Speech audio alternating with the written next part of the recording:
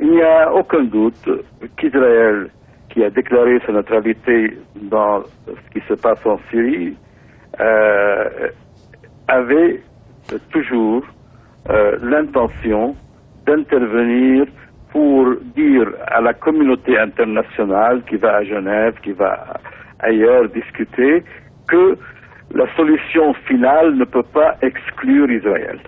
Donc, je mets souvent les interventions israéliennes et même certaines alliances discrètes israéliennes avec certaines organisations d'Al-Qaïda, comme Al-Nusra, dans ce cadre-là.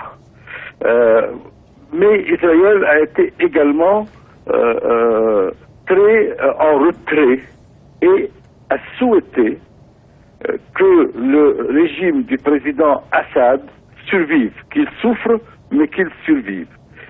On dit à Washington, où bien sûr je suis de très près ce qui se passe, que le président Obama, quand il a décidé de ne pas faire sa grande frappe il y a 3 ans, et qu'il a obtenu en contrepartie le désarmement chimique de la Syrie, cela était avec l'accord et le lobbying d'Israël.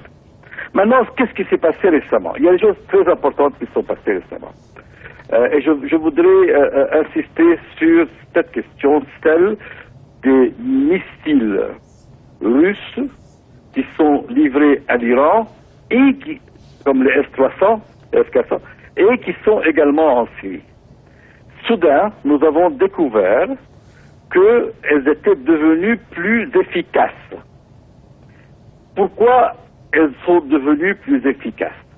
C'est que les techniciens iraniens qui gèrent ces missiles ont découvert que Israël avait les codes secrets de ces missiles. Donc, les Iraniens ont changé ces codes secrets, ce qui a créé certainement un état de crainte, je ne dirais pas de panique, parce que tout se gère, mais il est évident qu'Israël, aujourd'hui, est inquiète quand un missile part de la Syrie ou du Liban, éventuellement, on ne sait pas.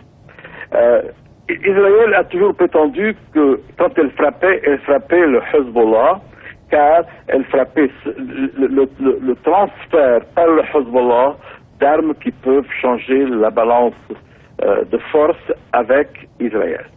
Et le Hezbollah, Israël le craint, ce n'est pas un secret.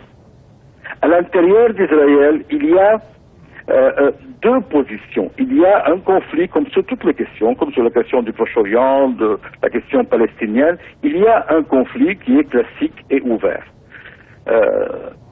Certains ne souhaitent pas du tout l'intervention israélienne, ni en Syrie, ni la moindre provocation vis-à-vis de Hezbollah, et veulent se limiter à la coordination très intime entre Moscou et Tel Aviv, entre Netanyahou et son ami Poutine. Donc là, nous avons aussi une donnée qu'il faut mentionner, parce que pour avoir une idée claire, il faut mentionner que là, il y a un grand acteur sur la scène syrienne qui joue pour son propre compte, qui est le Russe. L'Iran a un grand projet, et il est que ce soit au Liban ou en Syrie, avec des buts définis, des objectifs définis. D'abord, je crois que la menace est réelle parce que dès lors que les missiles S-300 ou 400 peuvent être utilisés contre les avions israéliens ou viser Israël, il est normal que Israël se prépare à une situation sérieuse de confrontation et de guerre. Elle a déjà pratiqué cela en 1981 au Liban, quand ils ont frappé les missiles installés dans la Bekaa avant de faire leur guerre de 82. Donc là, la menace, je la prendrai au sérieux. Maintenant, donc, sauf s'ils trouvent le moyen de changer ou de trouver les secrets de la nouvelle chiffre, du nouveau code que les Iraniens ont placé à la place du code initial placé par les Russes. Parce qu'il y a des doutes chez les Iraniens que les informations sont arrivées à Israël d'une façon ou d'une autre. Je ne peux pas accuser la Russie de passer le secret, mais ces informations étaient très rassurantes pour Israël, qui était sûre et certaine de frapper tout ce qui sortait de Syrie. Là, elle n'est plus sûre.